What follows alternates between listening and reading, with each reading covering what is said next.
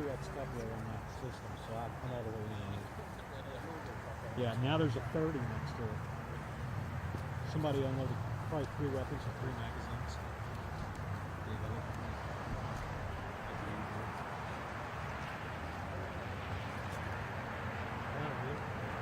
Yeah, this focus is 61.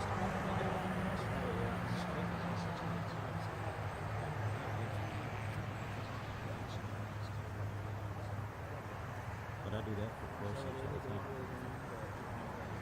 Not when you got this kind of light. Actually, I've used it at night too. When this removed, you don't get any real degradation in it. Oh, well, you know how that goes.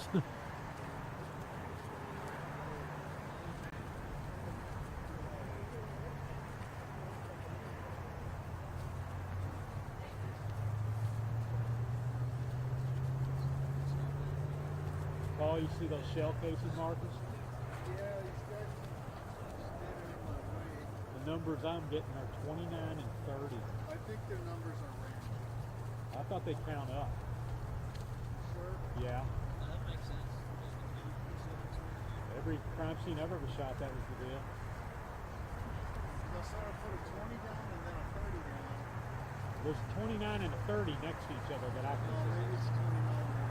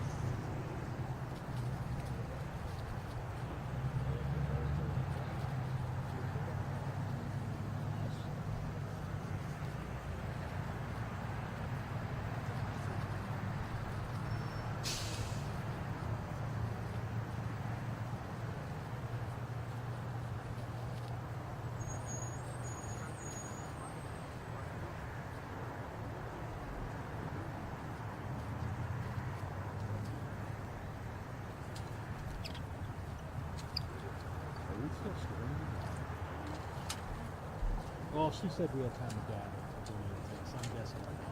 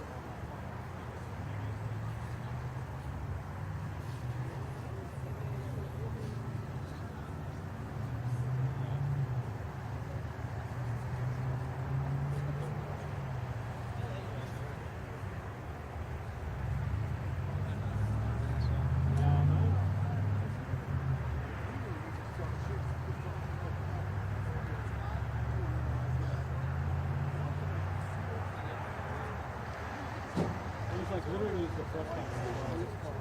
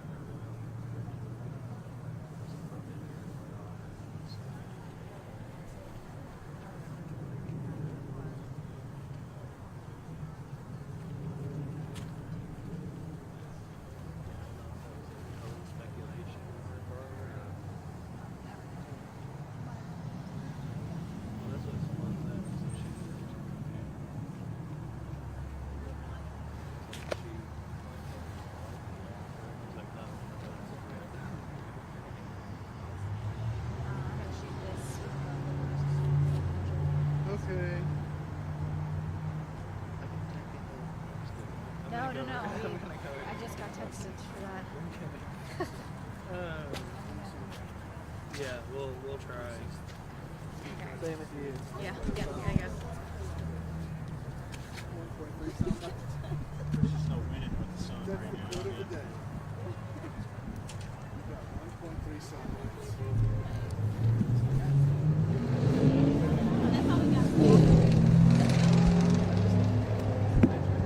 Oh, y'all weren't here. Okay.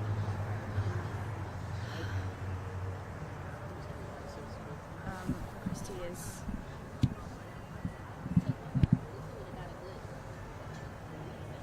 Why, whatever they said.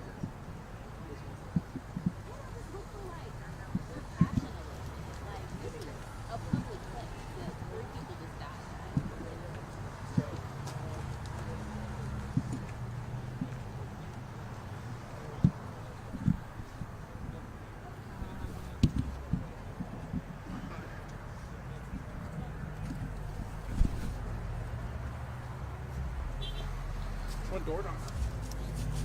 Any luck? I think so. Hey, Fernando.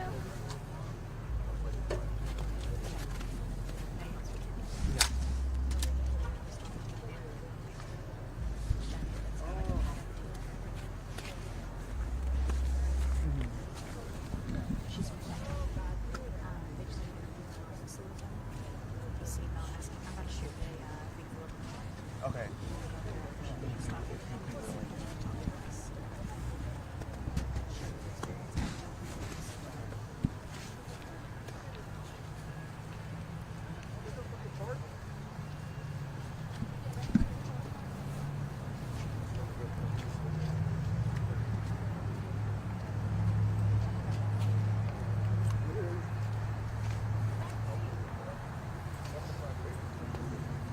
Okay.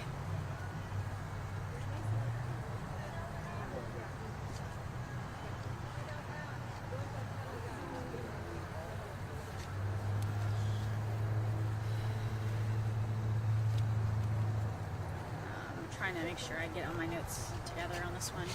Yeah, you know, slide over to that edge of the sidewalk. There you go. It's gotta put you in some kind of light.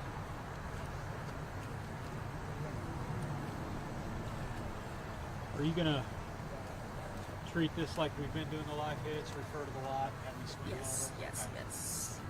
Follow your Christy's lead. gonna roll on it. Ready whenever you are. Just let me know. Alrighty.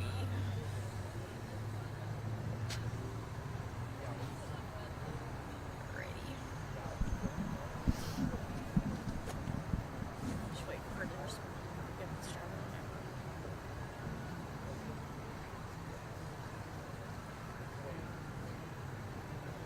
She's really.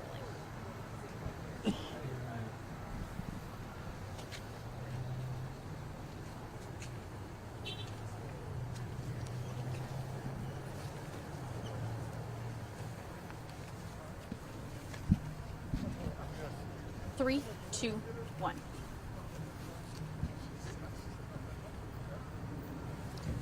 Pull up.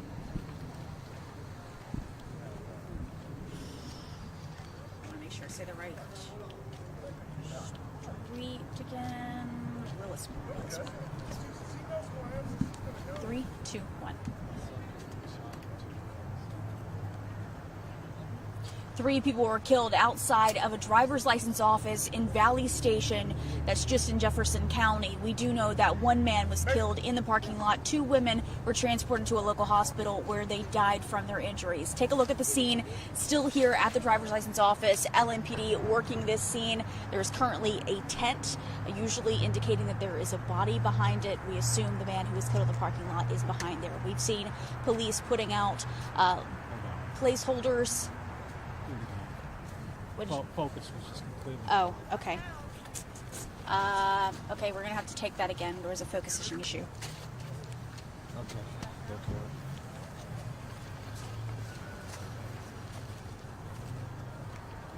Sorry, I'm making sure there's a lot of movement suddenly.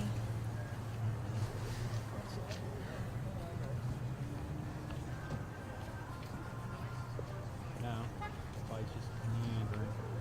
Why are they all together? I don't know. They thought they were getting something and they didn't. See them all walking back. Okay. Sorry. I got confused. Okay.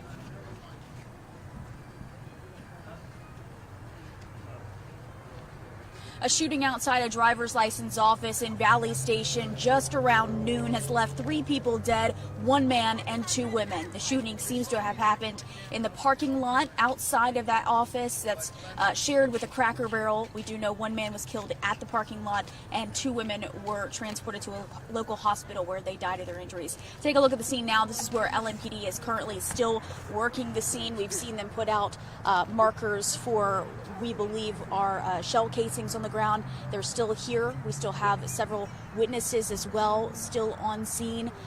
We're told that witnesses are cooperating with police. We are told from witnesses that there was a line out the door where the DMV has been getting a lot of people who are here trying to get their license and IDs renewed. There's been a lot of frustration around Louisville for this, where there have been long lines at a lot of regional driver's license office in the last several weeks. At this point, there's no clear motivation on what happened here or even how many suspects are involved. We do know no one has been apprehended, although police say there is no threat to the public. At this time, they are reviewing surveillance video from the driver's license office.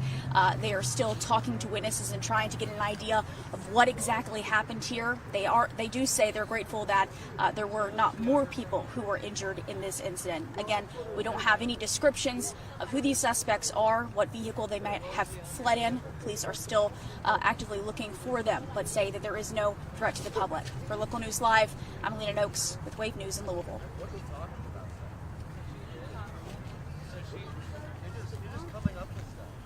That's all I can really say. Yeah, focus it. The first time you see us slowing over, I forgot to.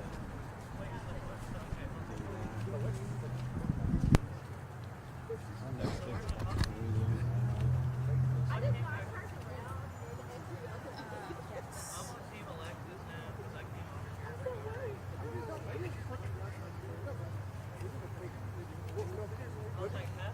Let me tell you what happened. So I moved back before you go.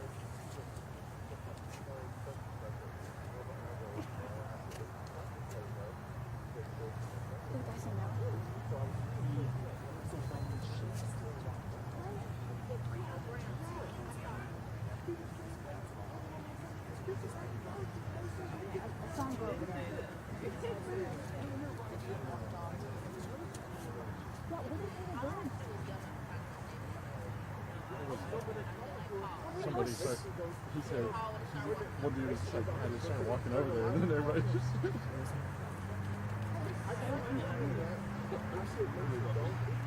Okay. because I was in the middle of that take with Open News Live, and then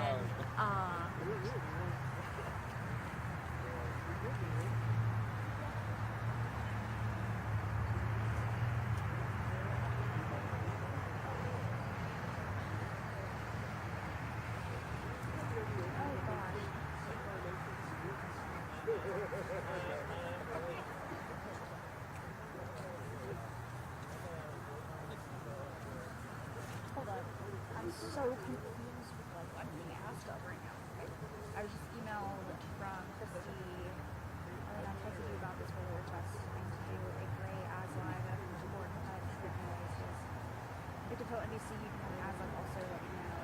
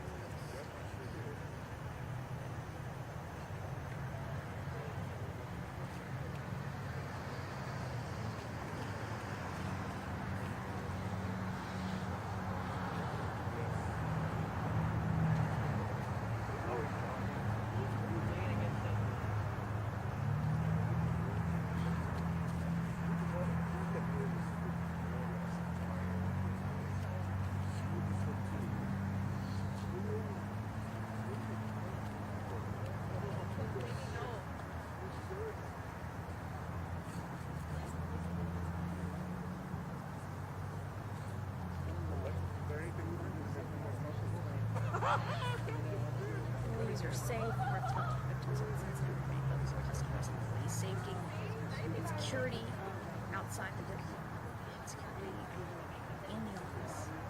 And this happens.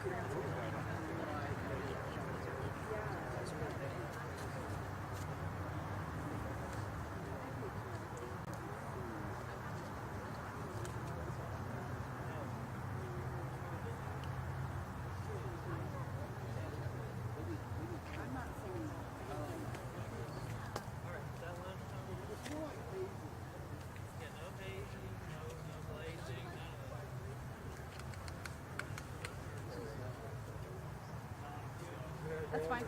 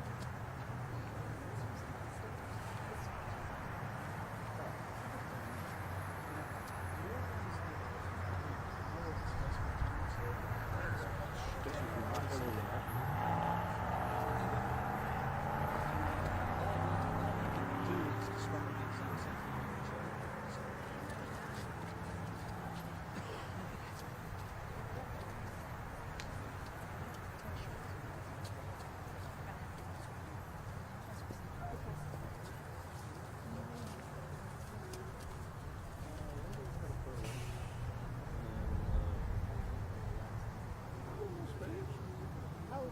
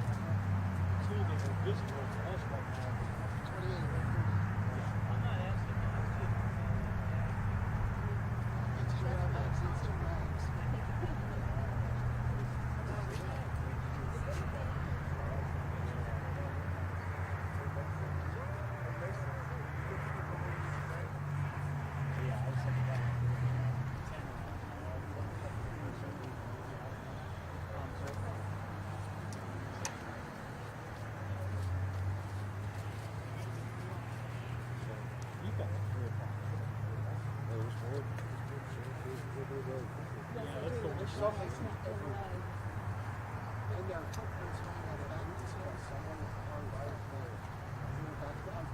was a lot of police action back there. I was back there when I pulled up. It said they fled toward Greenville. Greenville, Oh, that would be that way? which is what 265 is. Yeah. It's off the right, race left, right.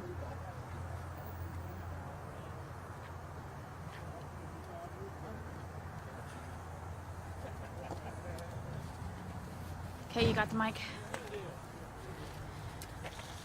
Oh God. Thank you.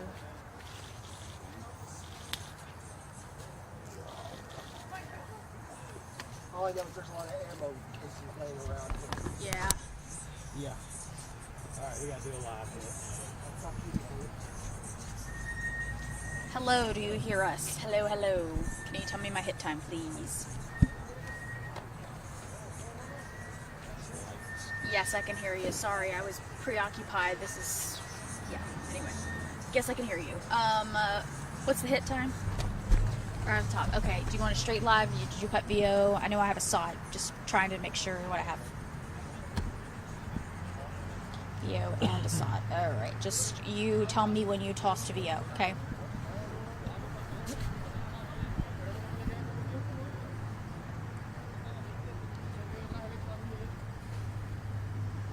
That's fine. Yeah, I can work with that.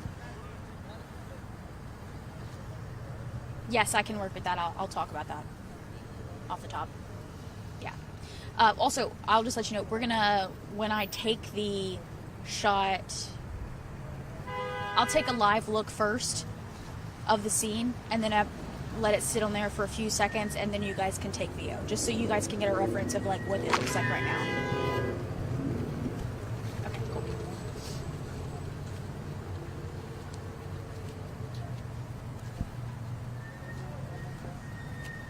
Trying to drive up into the crowds. Gotcha. Thanks.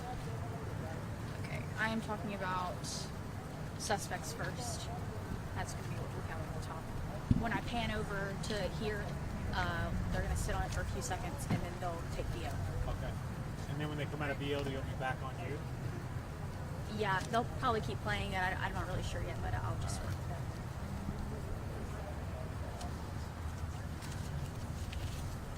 Donald Bachman. I can tell you, Nash, and I'll just let y'all guys know later. We're talking to a witness right now, Chris and Fernando. I don't really know his connection to the scene, but it's not important. Never mind.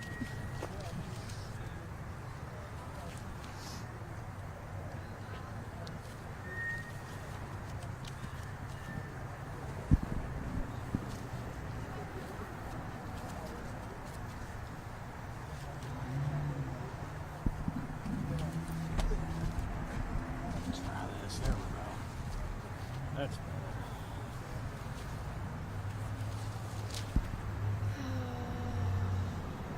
About to hit the KOTC response. We just got okay. Gotcha. I'm having such a hard time typing because my fingers are so cold.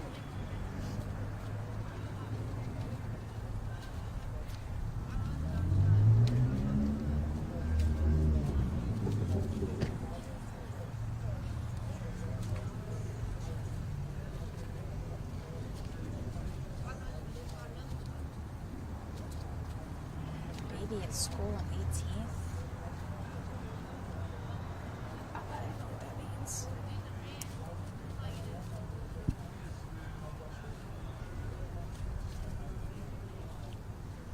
don't know what that means.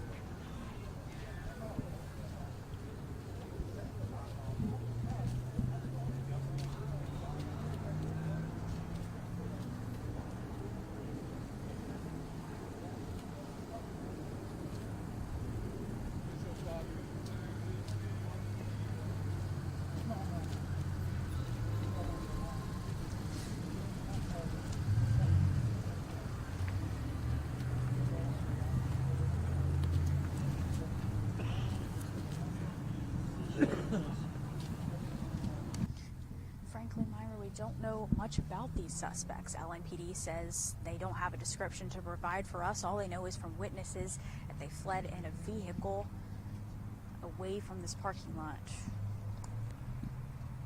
Fled in a vehicle. Okay.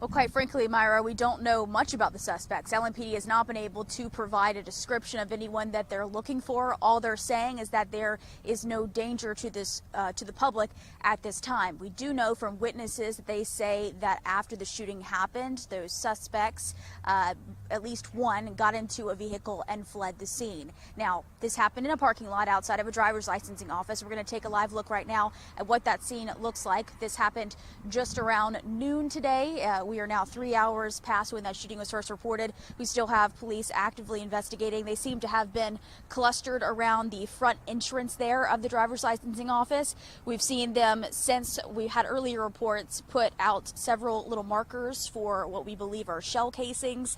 There is also a black tent still outside that's been there since we arrived at the scene shortly before 1 today. Again, we don't know much about the suspects other than that they fled the scene. Police are still trying to gather surveillance video from this licensing office. They say that there were a lot of witnesses outside and are surprised and grateful that more people were not injured in this shooting. We do believe, based off of what police have said and what witnesses said, this happened outside. Witnesses say that they heard several pops. There were long lines outside, as there have been for many licensing offices across the metro in the past several weeks, as many people are still trying to renew their IDs and get their real IDs with that deadline approaching. Let's take a listen to what Donald Bachman with the LMPD 3rd Division had to say earlier today.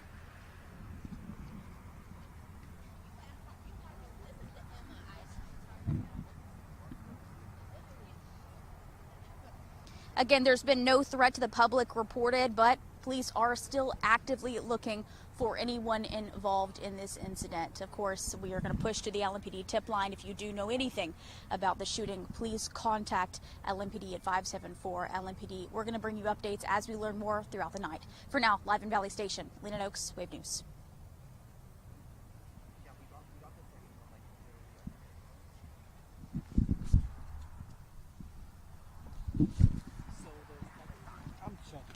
Live you down.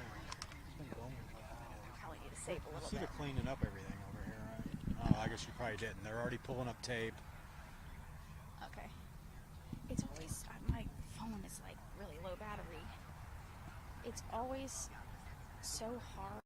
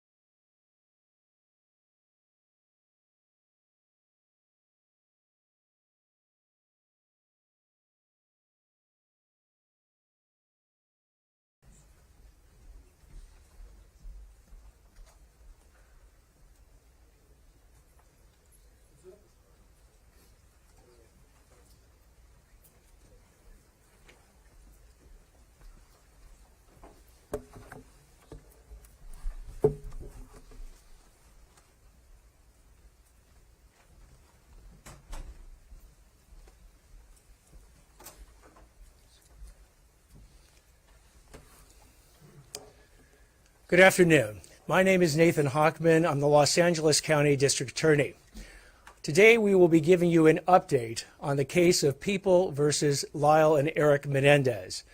With me up here we have Assistant Head Deputy Habib Balian. We have Assistant District Attorney Maria Ramirez.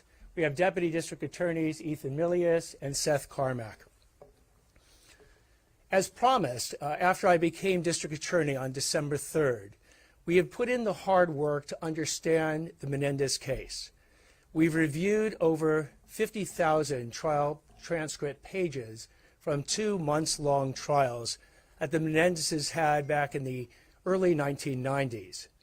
We also have spoken to defense attorneys. We've spoken to the prosecutors. We've spoken to law enforcement. We've even spoken to every Menendez family member who wanted to speak with us. So we've done the hard work to understand the Menendez case. And right now the Menendez case is on 3 parallel tracks. The first track is a habeas track.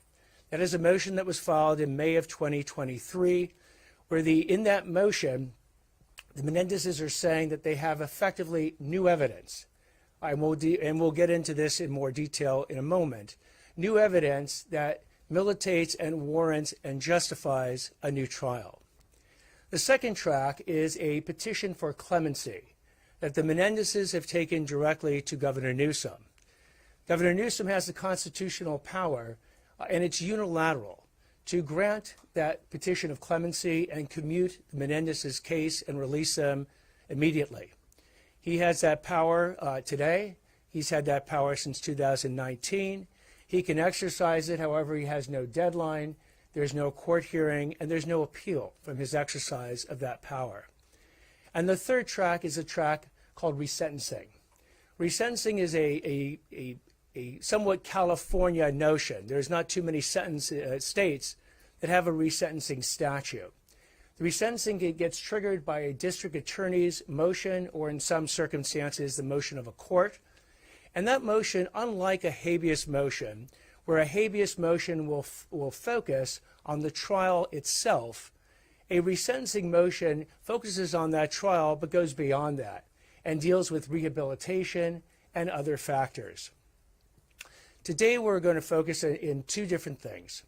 The first is, in order to explain the procedures that the Menendez case has gone through, we have created a video that can be accessed at our website, which is da.lacounty.gov.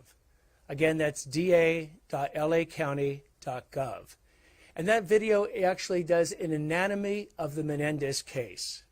And it takes the case from the murders itself back on August 20th of 1989 through the investigation into the charges that were filed in the arrests. Then it looks at the motions that were filed by the Menendezes prior to the trials. Then it looks at the first trial, which resulted in hung juries. Then the second trial, which resulted in convictions for first-degree murder of both Jose Menendez, the father, and a separate first-degree murder conviction for Kitty Menendez, the mother, as well as a conviction for conspiracy to commit murder and certain special circumstances allegations of lying in wait and multiple murders. That video then continues on, though. It goes through the penalty phase, where the Menendezes were either facing the death penalty or life without the possibility of parole as determined by a jury. Then the sentencing. Then it actually goes through the various appeals, the direct appeals, all the way up to the California Supreme Court. The first habeas petition, again, with the California Supreme Court. The federal habeas petitions with a U.S. District Court and a Ninth Circuit Court of Appeals. In all those situations, as you will hear, the Menendezes have raised many of the same exact arguments that they raised in the current habeas petition. Those arguments have been heard by a variety of courts, from the trial judge to the direct appeal Court of Appeals and California Supreme Court, to the California Supreme Court again, to the federal courts. They've considered these arguments, and they have been routinely and repeatedly rejected. So we have the video that is coming out and go through this procedural history so that people can actually learn from the Menendez case and help and actually educate themselves on the criminal justice system. What I have said very often is if the Menendez case is the portal by which people come into the criminal justice system and show an interest in it to find out what's happening, then hopefully they will educate them further about what happened in not just in the Menendez case, but cases, criminal cases that are occurring throughout this entire county, this state, and this country every single day. So the video is coming out today, and it'll be out on our website. The second thing that we have done today is that we have filed an informal response in connection with the habeas motion. As I mentioned before, there are these three parallel tracks: the habeas, the clemency, the resentencing. Again, the clemency is up to the governor. Resentencing we will be dealing with in the future, in the next coming weeks, with our response. But today we have filed the informal response on the habeas petition. Now, something you need to know about a habeas petition. It's not the direct appeal. The Menendezes have already had their direct appeal through the California Court of Appeals and California Supreme Court, and they have lost. They've even had one level of California habeas, which they lost, and one level of federal habeas, which they've also lost. So now they've come back for a second California habeas petition. And in coming back for that, they have basically said there are two new pieces of evidence, along with their arguments, that justify them getting a new trial. Now, in a habeas petition, there are very rigorous requirements to actually get that new trial, which makes sense, because you've already gone through all these different layers of review. And if you've been rejected time and time again, at some point the system says that unless you have something very new and very compelling that is more likely to change the outcome of this case, then we are going to again reject your habeas petition. So when they come out in this case, they come out with two new pieces of evidence. One piece being an undated photocopy of a letter purportedly sent by Eric Menendez to his cousin Andy Cano at approximately December 1988, although there's no date on the letter, in which it discusses sexual abuse that was being experienced by Eric, perpetrated against him by his father at that time. That's the one piece of evidence that they've come forward, but they also came forward with a second piece of allegedly new evidence. The second piece of new evidence was a declaration by Roy Rossello, who basically said that in the early 1980s, he had been sexually abused by Jose Menendez. But the standard to actually have a successful habeas petition requires that you meet all of the following requirements. You have to show that it's new evidence. You have to show that it's timely, that it was evidence that could not be discovered at the time of the trial, but only could be discovered after the trial. You have to show that you did not engage in any substantial delay between the time you learned about the evidence and the time you brought your motion. The evidence has to be admissible, and the evidence has to be credible. Now, the overall argument about this new evidence, again, new evidence effectively dealing with sexual abuse that Eric Menendez experienced by his father, or a gentleman named Roy Rossello experienced by Jose Menendez, the defense has now argued the following. They've said to resolve this case, jurors had to decide a single critical question: was Jose Menendez molesting his sons? The problem with saying that that is the critical question in the Menendez trial is that it's wrong. The jury never, in any of the two juries, had to resolve the question of whether the Menendez brothers were sexually molested. In fact, the counsel, Leslie Abrahamson, 30 years before, during these trials, properly framed where sexual abuse comes into play. What she said back then is that we have never said that because you're abused, you're justified in killing your abuser. We didn't argue that, and we never will. Well, 30 years later, apparently, the Menendez counsel is arguing just that. Because what the jury had to figure out is on the night of August 20th, 1989, did the Menendezes conspire to kill both their father and their mother that night? Did they, in fact, kill them? And what was their state of mind at that time, on the night of August 20th, 1989? Did they engage in these killings willfully, deliberately and with premeditation, or was it an act of self-defense? They had an actual fear of imminent harm, that both their father and their mother was going to kill them, and they acted in self-defense. The sexual abuse part, as Leslie Abrahamson recognized correctly back then, was not a fourth question for the jury to answer. So when we look now at the factors dealing with this new evidence, we can go through these factors. Timely evidence that is discovered after the trial, for which there is no substantial delay in presenting it. Well, if this letter, supposedly dated December 1988, written by Eric Menendez to Andy Cano, is to be believed, and that it was actually sent at that time, here's what we know. We know that Eric Menendez, during his second trial, testified for 7 days about graphic descriptions of the sexual abuse that he had encountered by his father between the ages of 6 and 18. He also talked about sexual abuse that his brother Lyle had experienced by his father between the ages of 6 and 8. That evidence was brought in, and he was asked about who he spoke to about this sexual abuse during that time period. He said he had spoken to Andy Cano. When did he speak to Andy Cano? He said when he was between the ages of 12 and 13, and Andy Cano was approximately 10 years old. That was before Eric Menendez moved from New Jersey to California, roughly 6 years before these 1989 killings.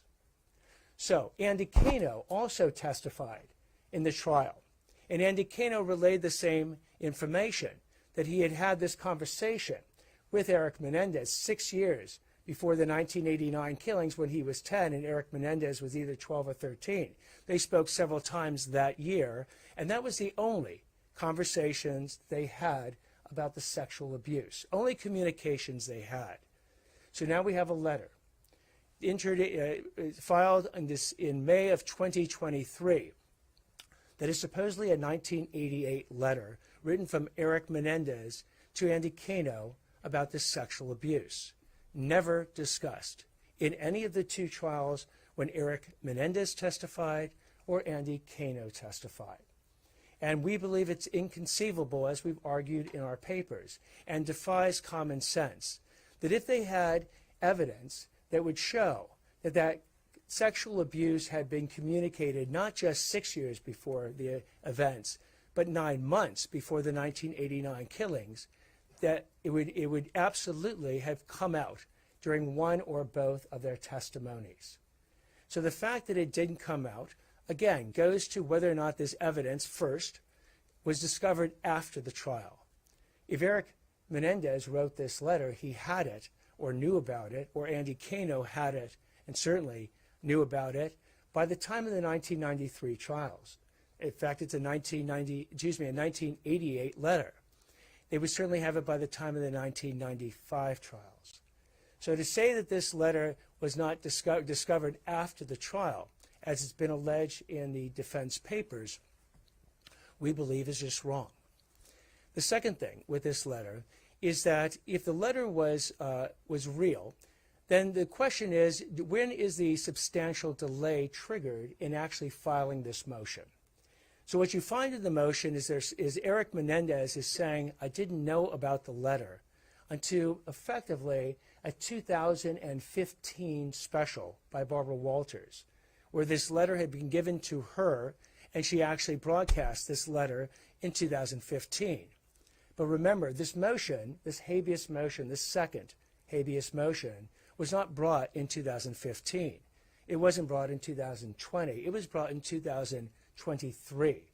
So one of the additional standards for a habeas motion is that you do not engage in substantial delay in bringing this motion. Andy Cano had long since passed. He passed in 2003. So he was now around to actually cross-examine and see if this letter was an actual letter that he had received or not. Or perhaps he received it, but he didn't receive it in 1988. He received it at some date much later than that. So This particular letter it could have been discovered prior or during the trials, and then wasn't presented. It was presented after substantial delay, even when both Lyle and Eric Menendez say that they had this letter. The third standard is admissibility. Let me deal with the Roy Rossello letter to give you an idea how the admissibility standard works. The letter has to comply with the admissibility standards of evidence in a court. Now remember, in 1989, August 20th, the issue is what is going on in Eric and Lyle's head at the time they shotgunned their parents 12 times to their death. Are they again have an actual fear of imminent harm and death, that their parents were going to kill them that night? Or was it a willful, premeditated, and deliberate act on their part? What they have said about the Roy Rossello allegations, that he was sexually abused by Jose Menendez in the early 1980s, is they didn't know about this in 1989. They didn't know about this in 1999 or 2009. They first found out about this in 2022, or approximately 2022, about over 30 years later after the killings. So the evidence, if in fact this is true of what Roy Rossello is saying, would not be admissible to show their state of mind in 1989 because they didn't know about it in 1989. So again, it would fail the admissibility standard, as we've argued in our habeas informal response. The last standard, of course, is credibility. Is this credible evidence? We argue in many different ways it is not credible evidence. The first way, as I've discussed before, is that if they had this evidence, if this letter truly existed, the defense counsel would have absolutely used it at the trial, because it would have helped corroborate both Eric Menendez's testimony about sexual abuse and Andy Cano's testimony about sexual abuse, because that letter was 8 months, roughly 8 or 9 months before the murders, not 6 years before the murders. But it was never mentioned, its contents were never mentioned, it was never produced or in any way used during either one of the two trials. But the notion that this letter could be part of a continuum of lies and deceit and fabricating stories required us to go back into the history of the Menendez case to analyze whether or not that would be true. And when we analyzed that, what we found out is that Eric and Lyle Menendez had told 5 different versions of the events of what had happened. The first version that they told is that they did not kill their parents. This was the version they told when they were first confronted, or they first made their 911 call. And they said that someone had murdered their parents, obviously not them. When they confronted the police, and the police showed up that night, they ran out screaming and crying that their parents had been murdered. They'd come home and found them that way. They didn't admit it themselves. That they went ahead, and in that version again, they said it was a mafia hit. And they had the police investigate whether or not Jose Menendez had been killed by the mafia. That was the first version. The second version was that their father was a violent sexual predator who raped Lyle's girlfriend. This was a version that was shown when Lyle's girlfriend came forward and said that Lyle had confronted her and said that he wanted her to testify that his dad had violently raped her and that he wanted her to testify to that at trial. She refused to do so. The third version that Lyle told was that their father had molested Eric, but the mother had molested Lyle, without any mention of Lyle being molested by his father. Again, that version ultimately didn't show up at trial in their defense. The fourth version is that Eric and Lyle were both molested by their father, and the fifth version is that both their father and their mother were going to kill them the night of August 20th, 1989, which is why they shot them first. And I want to focus on the difference in many respects between the fourth and the fifth versions. Because again, the key for the trial is basically what happened that night. What was in their head that night? Sexual abuse is abhorrent, and we will prosecute sexual abuse in any form it comes. But sexual abuse in this situation, while it may have been a motivation for Eric and Lyle to do what they did, does not constitute self-defense. And that's why Leslie Abrahamson said back in 1993 that sexual abuse does not justify killing your parents, and that they would never argue that. So, what happens in this continuum is we analyze some of the examples of the lies and the differing stories that have been told, is that we actually saw stuff that was lied about before the killings, at the time of the killings, and in the months and years afterwards.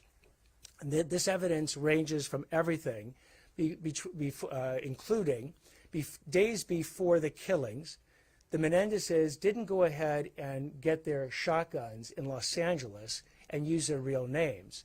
They drove down to San Diego and used a fake ID and a fake address of one of Lyle's friends. Hours before the murders happened, they came up with a pre-planned alibi where they had actually gone ahead and contacted one of their friends to say that they were going to go to Batman the movie that night, and they would meet the friend afterwards at the Taste of LA event.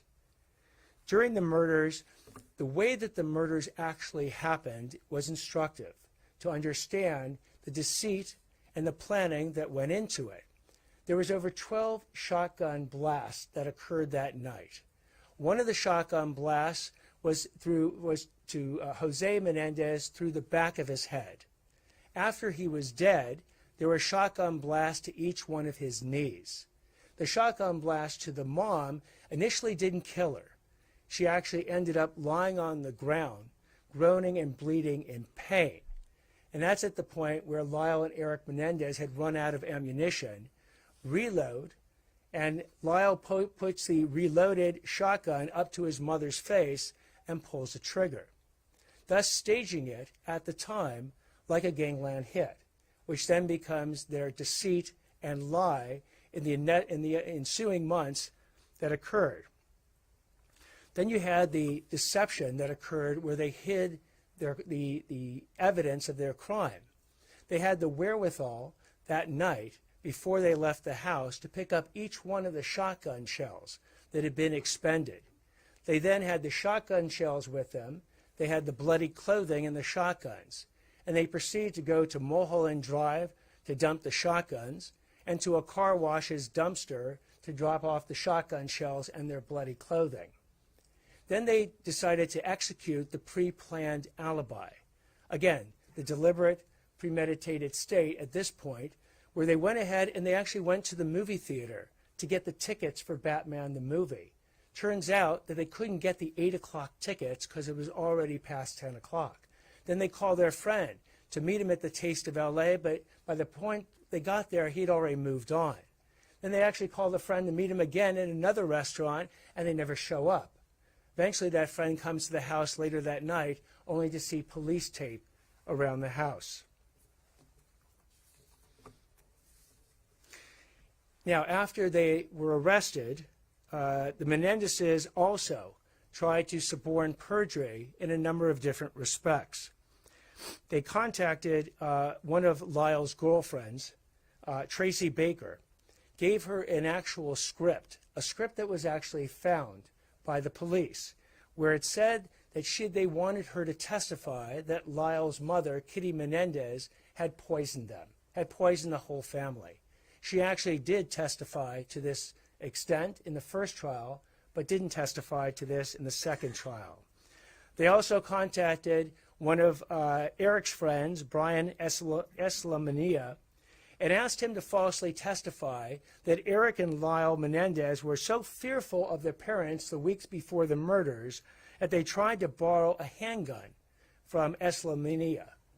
He wouldn't testify to this. They also, again, as I mentioned before, asked a different girlfriend of Lyle if she would testify that Jose Menendez had violently raped her. and she wouldn't do that either. Finally, when it dealt with the handguns themselves, the Menendezes both testified that they had gone to the Big Five Sporting Goods in Santa Monica to actually buy handguns before they switched to the shotguns. But it turns out that Big Five Sporting Goods in Santa Monica in 1989 didn't sell handguns. So we looked at, again, the credibility of the letters, and particularly this Andy Cano 1988 supposed letter, weighed it in the continuum of lies, and it calls into drastic question whether or not this is in fact a 1988 letter written by Eric Menendez to Andy Cano about this sexual abuse.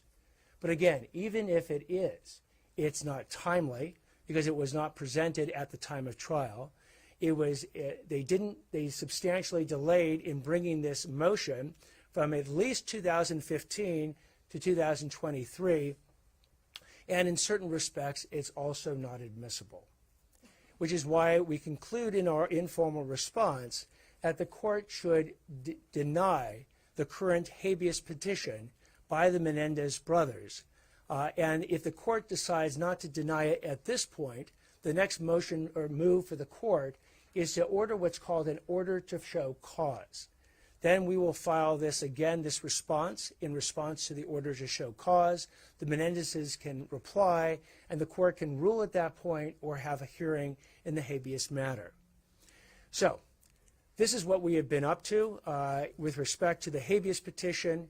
Again, as I mentioned before, the governor has the clemency petition on his desk, and he can do whatever he wants, whenever he wants, and we will be dealing in the next couple weeks with the resentencing issue.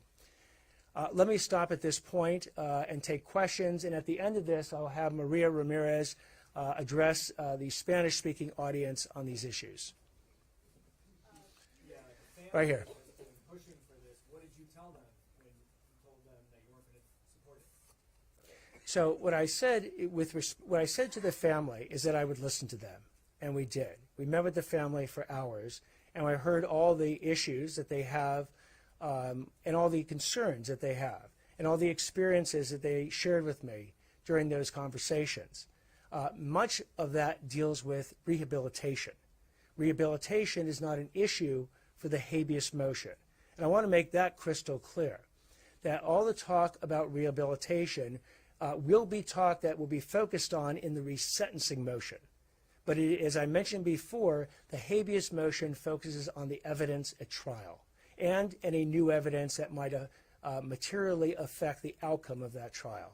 Yes? It seems that your examination of the case file so far has been significant. You demonstrate clear mastery of what you've seen, but it also sounds like you're casting doubt on the brothers' assertion that they were serially sexually abused by their father. Again, what we have done is we've gone through all the evidence at the trial, which is the evidence that we have to work with. We looked at any testimony that was given by Eric and Lyle Menendez in the first trial, or just Eric Menendez in the second trial. We looked at all testimony that was given in support of the defense in either trial. We looked at any additional statements that we were given of people who had any level of percipient knowledge of the sexual abuse. We certainly looked at any other circumstance that deals with this question. And in looking at that, again, as I point out, that was the fourth version of what was told by the Menendezes in real time back in the 1990s. So having reviewed 50,000 pages of documents, etc., do you personally now believe that they were not sexually abused by at least Jose Menendez? What I believe is that they testified to that sexual abuse. They absolutely testified to it in great detail. I also understand that when it came to any corroborating information about that sexual abuse, it was extremely lacking. In fact, there were other, and the fact that it was their fourth version. In other words, they didn't come out initially and say, we killed our parents because our father sexually abused us. They didn't go ahead and when they got arrested, tell anyone that. They were saying it was a mafia hit and somebody else did it.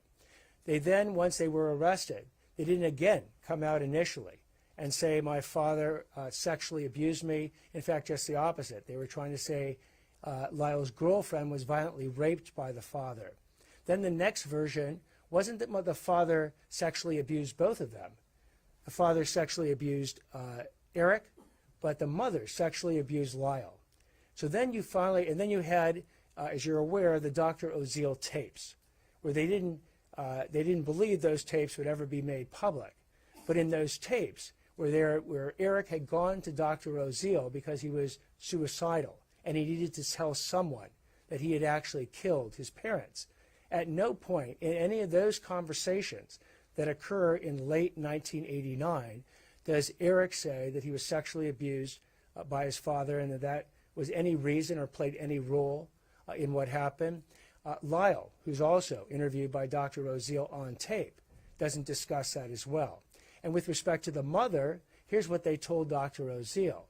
They said that they had killed the mother because they didn't want her to be a witness to the crime. That was reason one. The second reason they killed the mother is they thought that she was leading such a miserable life because the dad was cheating on her that they basically thought that they were doing her a favor, which was the third reason, which is effectively a mercy killing, whereas Dr. Oziel testified euthanasia as to why they were killing the mother. At no point do they tell Dr. Oziel the father was sexually abusing them and the mother condoned it. So just to be crystal clear, you're saying that the evidence does not exist that they were sexually abused by either parent? What I'm saying is that the evidence, to the extent that evidence can include their own testimony, certainly that evidence exists. Eric Menendez testified for 7 days in the second trial in graphic detail, incident by incident, describing the sexual abuse he experienced by his father. Andy Cano talked about a conversation he had when he was 10, not when he was 16, but when he was 10, and Eric was 12 or 13, where Eric was describing that sexual abuse. So if you're asking me was there evidence presented in the trial about it, there certainly was. If you're also asking me, has new additional evidence come out about that beyond the Andy Cano letter, there is none, or at least it certainly hasn't been discovered by the prosecution and hasn't been presented by the defense. Yes. Have you tried to authenticate that letter? We've asked for an original copy. The only way to truly authenticate that letter, there's only 3 ways you can do it. One, you need the original copy, or you need an envelope with a postmark. We've not been presented with the original. We've not been presented with an envelope with a postmark. The second is Eric Menendez. He himself, in a declaration under penalty of perjury, has said that he wrote that letter in December of 1988. And the only third person who could probably authenticate that is Andy Cano, who passed away in 2003. Mr. Attorney, do you believe that the Menendez brothers should be free? The question about whether or not the Menendez brothers should be free will ultimately be a court question. Our job is to give the court the information and make the arguments, and particularly, and again, when it comes to the habeas motion, let me just start with the habeas motion, because that's what's teed up here. The Menendezes are asking for a new trial. In a habeas motion, I want to make this clear, you would not get off. You would not get released if you win the habeas motion. You would get a new trial, which is why I've gone through the trial evidence to show you where the new evidence overlaps with where all the voluminous trial evidence already exists. So at the end of the day, with respect to the habeas, you would not get freed in any event, even if you won. And as I said, with respect to this habeas, we believe it should be denied. Have you just laid out a case, though, that Governor Newsom at least should think twice before he would even consider granting clemency? I hope what Governor Newsom will do is what we have done. Certainly, we will, if he doesn't already have the 50,000 plus pages of trial transcripts, we'll make that available to him. I hope he speaks to prosecutors, defense attorneys, the Menendez family members. I hope he reviews all the rehabilitation records. You know, those also are voluminous, but they play in the resentencing motion. The clemency power he has is vast. It's unilateral. He can do it literally today. He could do it tomorrow if he chooses. He could also do nothing. Now, one example, well, that is the power that he has with respect to it. And as I pointed out as well, and this is an interesting aspect of the governor's power. When it comes to resentencing, let's focus on that for a moment. What you'll have is that there'll be a resentencing hearing at some point. The judge makes the final call there. The judge can keep the sentence as life without the possibility of parole, or he can change the sentence to life with the possibility of parole. Let me play that out for you for one moment. If the judge, not the prosecutor, not myself, but the judge makes that decision at the hearing, then what will happen is it'll go to the parole board. That's the next stop in the chain of events. The parole board will then have a parole hearing, at which Eric and Lyle Menendez will present the reasons why they should get parole. The parole board itself can make one of two choices. It can recommend the granting of parole, or it can recommend denying parole. And then guess who gets the case at that point? The governor. The governor then has 120 days to do one of three things. He can affirm that grant of parole, and they would be released. He can he can modify, or he can actually reverse the grant of parole, and then they will not be released. And there's no appeal at that point. Now, as an example of where the governor has exercised the power to reverse the parole board, I point you to the case of Sirhan Sirhan. Sirhan Sirhan was the assassin of Senator Robert F. Kennedy back in 1968 in Los Angeles. He was originally given the death penalty, but the Supreme Court overturned the death penalty, so he got a life with the possibility of parole sentence. For 40 years and 15 parole hearings, Sirhan Sirhan had his parole turned down by the parole board. But on the 16th hearing in 2021, the parole board for the first time went ahead and granted parole. Then it went to Governor Newsom's desk. He looked at the fact that Sirhan Sirhan had been in jail or prison for over 50 years. He was in his late 70s. He was in diminishing health. But Sirhan Sirhan had never fully accepted responsibility for the actions that he engaged in. So the governor determined him to be a danger, notwithstanding all other factors, and actually reversed the parole grant for Sirhan Sirhan, who remains in bars today. Yes, right here. It would seem, just sort of big picture, hearing everything you're laying out right now, it would seem like you are leaning towards not recommending they should be resentenced. Is that fair to say? So with respect to resentencing, we have not finalized where we're going to end up, because it's not just the trial analysis. It requires an additional substantial analysis on the rehabilitation factors and other factors that are very unique to the resentencing statute. We estimate within the next 2.5 weeks, we'll be filing something at that point, and then we'll make our position very clear. Let me take one in the back. Hold on one sec. Let me take one in the back. You're essentially saying that the Cano letter is not admissible, and the Rossello declaration is not admissible under the habeas structure. Is that right? So the Cano letter actually would not be timely, because we believe, for as far as Eric Menendez is concerned, it's a letter that wouldn't be discovered after trial, since he wrote it in December of 1988, and the trials were in 93, 95, and 96. As for Lyle Menendez, it would not be admissible, because, again, it's an out-of-court statement, not dealing with Lyle's situation, but dealing with Eric's situation. For the Roy Rossello declaration, we're saying that is inadmissible, because a declaration about incidents that occurred between Roy Rossello and Jose Menendez in the 1980s that the Menendez brothers didn't know about to the 2020s, we don't believe could influence their state of mind when they actually killed their parents. So it couldn't play a role in self-defense or premeditated murder. Yes?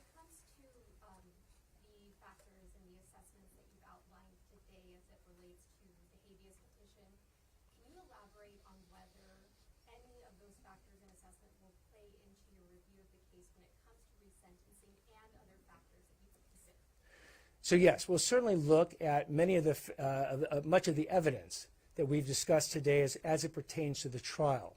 But the resentencing motion goes beyond that. It really focuses as well on rehabilitation. It focuses on other factors that are identified in the resentencing statute.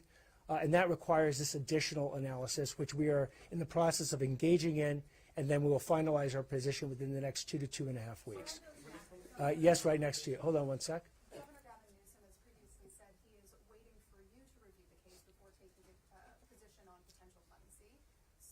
what would you tell him outside of the fact that you want him to review the case and should give him your thoughts and opinions? So I tell him to review, I think it's 88 pages, the 88 pages that we have filed today as a starting point, as well as the voluminous exhibits we include with it, including a lot of the trial transcripts, so that he can review for himself what went on at the trial. We will also, when it comes time for resentencing, deal with the rehabilitation aspect. We'll provide Governor Newsom with all that information as well to review.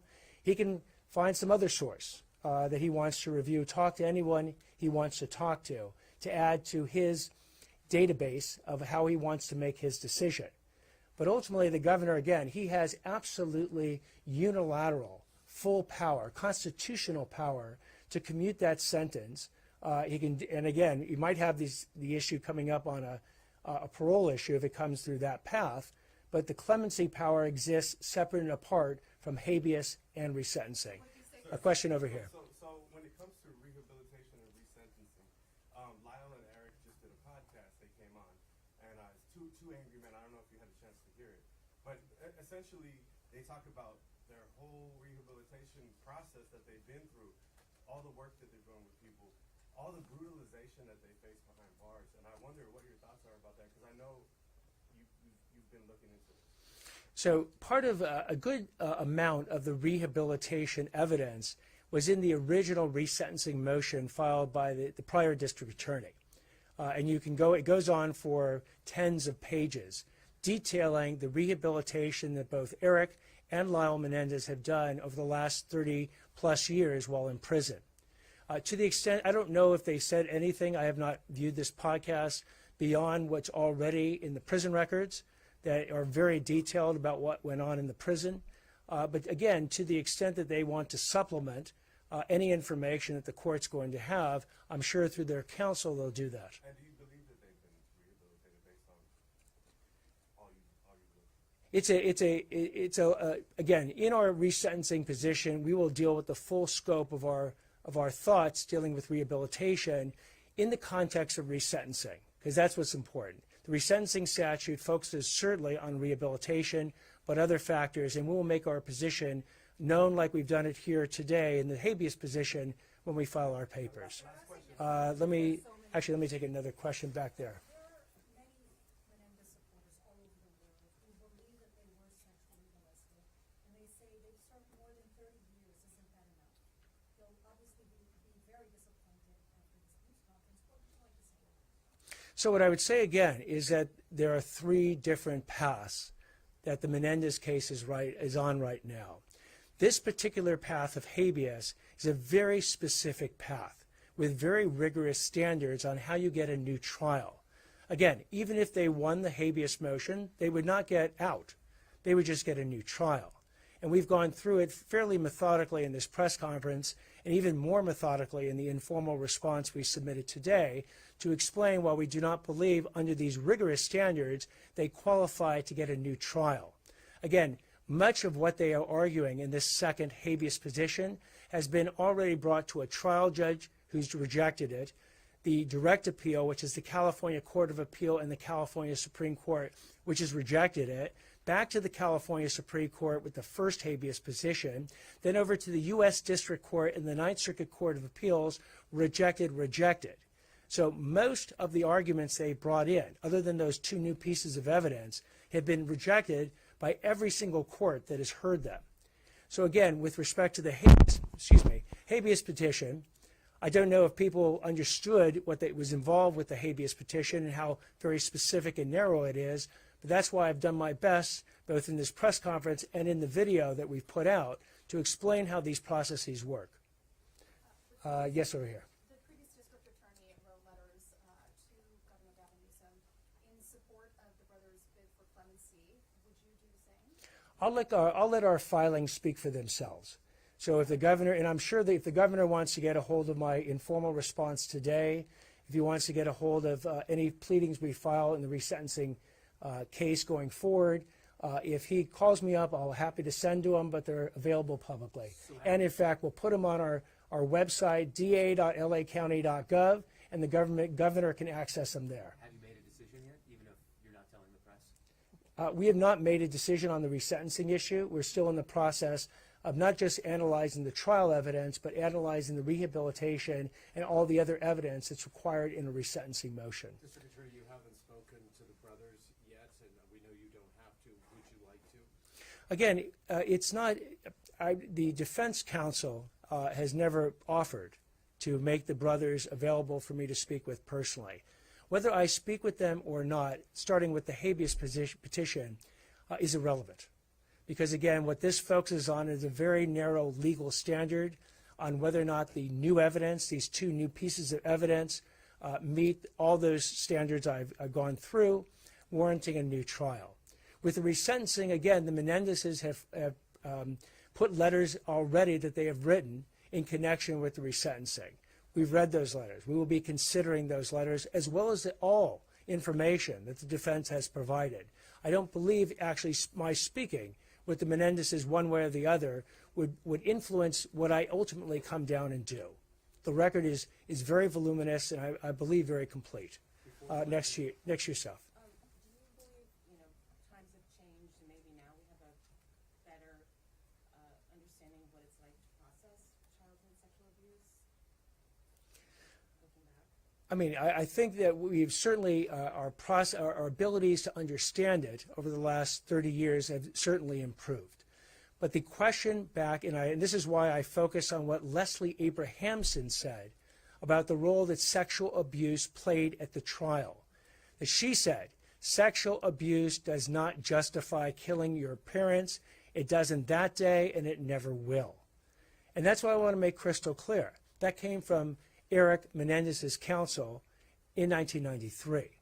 And so, again, whether or not sexual abuse understandings have improved over the years, certainly as it affects this habeas petition, has no bearing. Yes?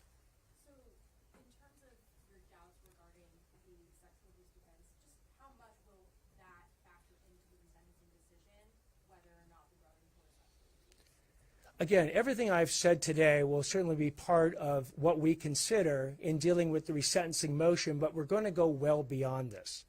Today's focus has been on the trial and the evidence presented at the trial. The resentencing motion will consider that certainly, but they can keep going over the next 35 years beyond that.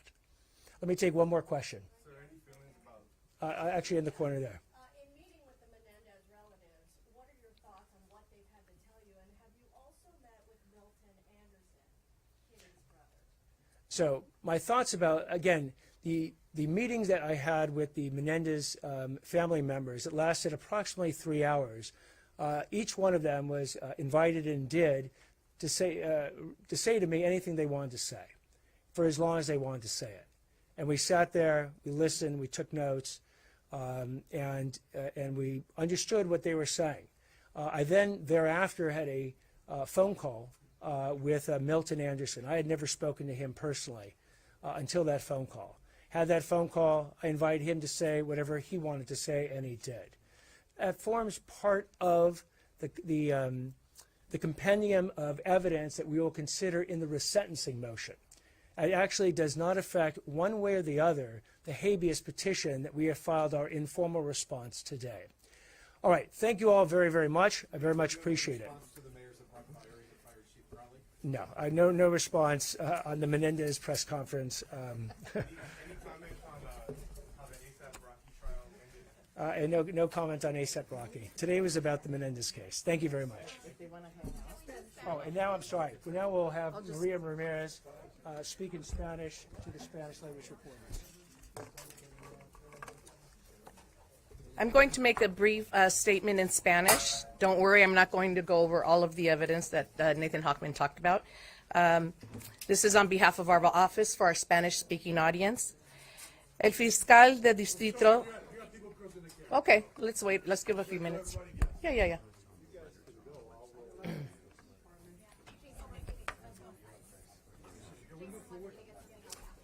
I'll give you a few moments if you want to move around. That's fine.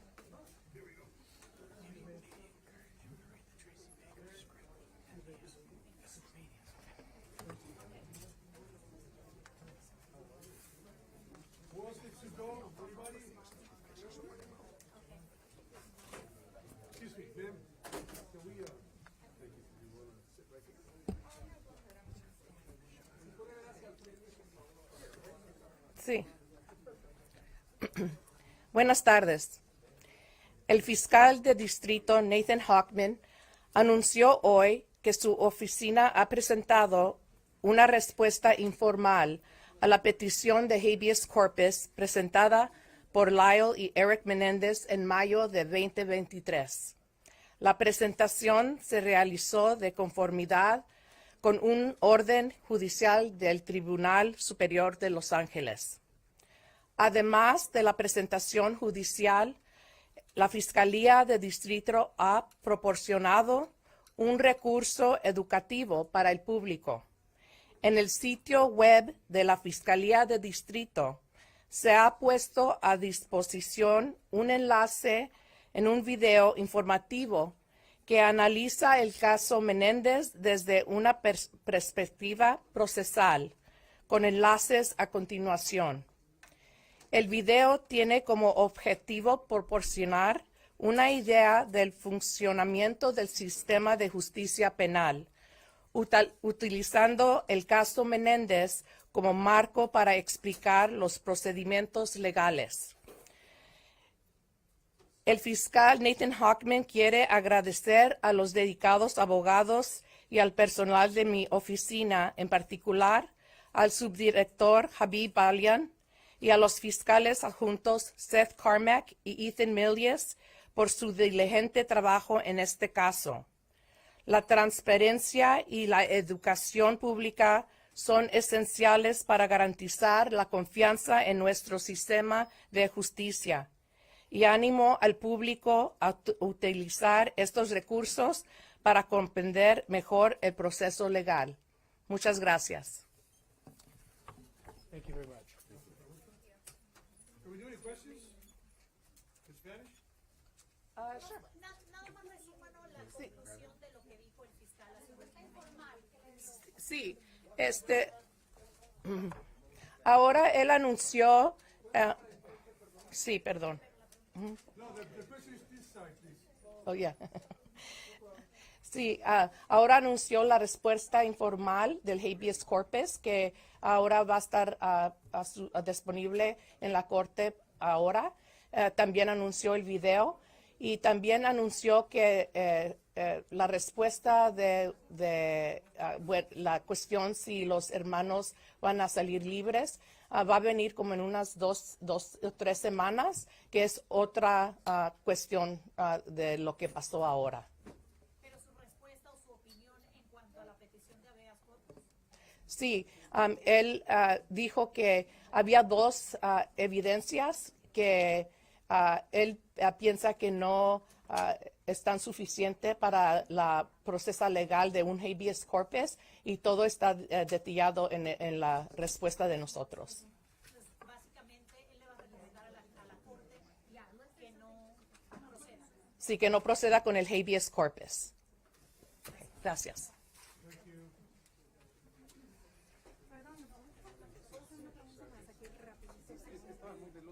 Oh, sí, perdón, es que también estaban acá.